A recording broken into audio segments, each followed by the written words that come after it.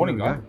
Morning, Craig. How are you? Very well, thank you. Good. It's great to see you again. It's lovely to be here. We haven't had a meeting with face-to-face meeting for over 2 years, so it's wonderful to see people again. It's great to be back off mute.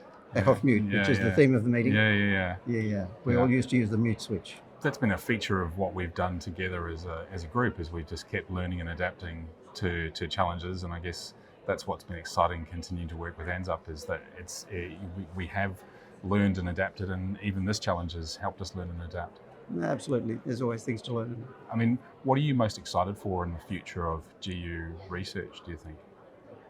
Look, it's amazing to think where we've come from and where we're going. It's really hard to see the future in terms of what we can achieve. I remember going to New York in the 1980s, and I met Howard Scherr, and Howard said, what was Howard's aim? And he said, to cure prostate cancer. And I sort of looked at him at that stage and thought, this guy is crazy. We don't have a way to treat a lot of prostate cancer, but that goal is still there. We'd love to cure cancers in the future. I think, though, we're learning that maybe we're going to be about living with cancer and reducing the side effects and morbidity of what we're doing. Yeah. I mean, you mentioned Howard, and his mission was to cure prostate cancer, but one of your major contributions, one of your major things you started off with, is the Germ Cell Trials Group. How did the Germ Cell Trials Group evolve? Well, John Levi and Derek Ragavan really set up the Germ Cell Trials Group in the 70s and 80s. And it was supported by a group of interested clinicians around Australia and New Zealand. Vernon Harvey in Auckland was really important, and other people like Ivan Burns in Melbourne. So that group made a real contribution. I came back to Australia in 1990 and came along to the group. And at that stage, there were 2 trials going on, one in Europe and one in America, looking at carboplatin versus cisplatin for good prognosis germ cell tumour. The Alan Horridge had written, based on the phase 2 results, was clearly going to be equivalent to cisplatin, and the statistician for the American trial whispered in my ear that based on the interim results, the American trial was also going to show equivalence. So I came back and presented to the Germ Cell Trial Group that we should be doing the next trial using carboplatin as the standard arm. And of course, the experts were proven wrong. The clinical trials, as they often do, proved the experts wrong, and carboplatin was found to be inferior. And my concept that I presented was rapidly abandoned. But from failure, you build success. But from failure, we built success subsequently. The Germ Cell Trial Group at that stage was just a small group of committed investigators and clinicians, supported by the CTC in Sydney. But we used to meet for sort of once or twice a year for a couple of hours, tacked onto the end of a medical oncology meeting or a COSA meeting. So it was really getting by on the skin of our teeth for many, many years. Despite the lack of funding, we managed to do important research work. A big randomised trial published in the Lancet, for example. So that was really encouraging. But we struggled for funding. We applied for lots of funding. We applied for NHMRC grants, and we were unsuccessful repeatedly. I wouldn't know what that's like. So yeah, very, very hard, very hard. And John Zuckerberg came along probably late 90s, early 2000, and said, got a great idea, we're going to get the federal government to fund the cooperative trials groups. He was chair of AGITG at that time. And I sort of said, John, that'll never work. Nobody's interested in the cooperative trials groups for funding them. But he worked really hard at that, got a group of people together and really achieved that. And that was how ANZUP was started. It started in 2008. Yeah, around that time, Cancer Australia was started, and we got, Cancer Australia basically said, Ian Davis had started a prostate and urogenital group, leaving germ cells out of that because of the pre-existence of the Germ Cell Trials Group.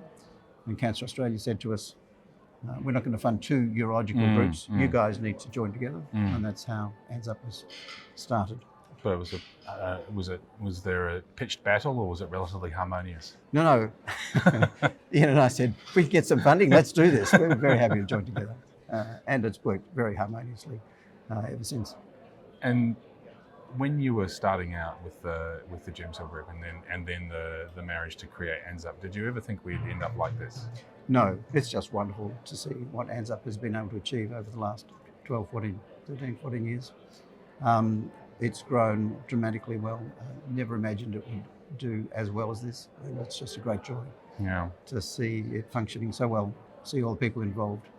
I went overseas for a postdoc, and I worked with Ian, and he sent me an invitation to join this group ANZUP in 2009. I went, oh, okay, I'll join this. I don't know what it is, and who knew that this is what it would turn into. Yeah.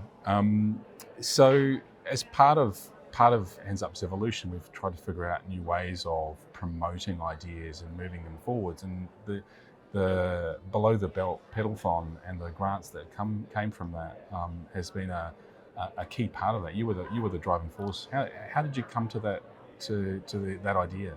Yeah, I'm not sure I was the driving force behind it, but anyway, I'll take some credit.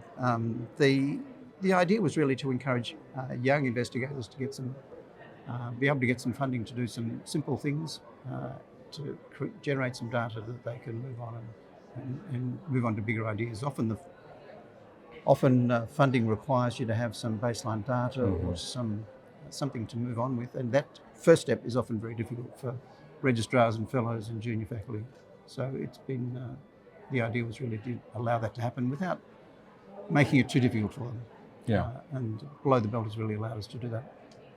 The latest round will be announced tomorrow at the meeting, and I think one of the features that I thought was amazing is that the assessment by the CAP and assessment by the scientific group has got good alignment. Has the CAP been a really important part of that assessment process with the below the belt and with ANZUP in general? Yeah, I think the involvement of consumers has been one of the great strengths of ANZUP, and it continues to work really well. The consumers have been involved from the start with the below the belt funding and assessments, and we've really worked well together. There's been no conflicts, there's been no problems with doing that, so it was a much easier process than I thought it might be. Yeah, it seems sometimes people find it a little bit challenging, but it's amazing having that group of people in the room because it keeps you entirely focused on what the mission is. Absolutely. Yeah. Anything else, any other ANZUP initiative that you have had some input into that you're particularly proud of? Look, I think I'm most proud of the culture of the organisation, and maybe I played some small part in that. What I love about the organisation is that it's multidisciplinary. It's great to see surgeons and nuclear medicine physicians running trials within the group. Absolutely. Cooperative trial groups have traditionally been mainly medical oncologists, but this ANZUP is being able to change that, at least to some extent. The other thing I love about the organisation is its welcoming nature. It welcomes young clinicians into the group all the time. Yep. And it's just terrific to see people evolving their skills and becoming important researchers in their field. Peter Grimmerson started off as a CTC fellow and helped analyse some of the data for the ANZ Germ Cell Trial Group. He's now running an internationally important clinical trial in germ cell tumours. So, that sort of evolution of young people, he's just one example of many.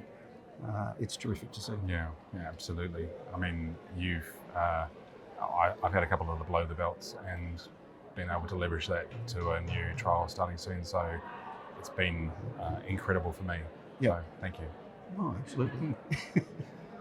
In terms of the rest of your career, is there any sort of thing that stands out in terms of a major win? What was your biggest win over your whole career? Look, it's easy. People tend to say, or tend to think I would say such and such a publication or presentation at ASCO or something like that. But I think the greatest win from my perspective is actually seeing young people coming through. I've been very privileged to have registrars and fellows coming through Peter MacCallum, where I've been for many years. Great population of young people come through and see their careers develop. And I think that's probably the greatest, the thing that I've enjoyed most and most proud of. In Māori, it's he tangata, he tangata, he tangata. The people, the people, the people. It's always the people. Yep. Yeah. And what advice would you give to aspiring aspiring researchers, junior researchers like myself, what's your take-home advice?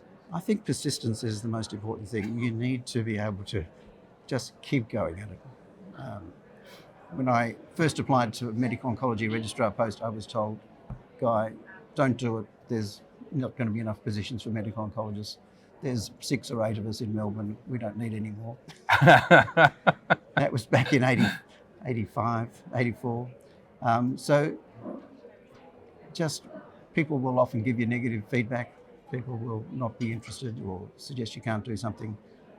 Really persisting with something is the most important thing. It's not enough to come along with a good idea. You've actually got to convince your colleagues it's a good idea. You've got to write the outlines and the protocols. You just got to keep working at it, and you can be successful. Yeah. There's sage advice. And what does the future hold for you? For me, I'm retired now. I'm enjoying being a grandfather, enjoying doing a few other things. Retirement looks like it's going to be good fun. Yeah. I don't think we're going to let you get away. I think there'll still be lots of opportunities to be part of the Mark has culture. Some schemes. Yeah, there's an ongoing culture that we need to all be part of. Yeah. Thanks for taking time to talk this morning. It's great. Thanks, Craig. Yeah. And lovely to see you again. Yeah, no, it's absolutely wonderful to see you and everybody here. Yeah. Terrific. Yeah.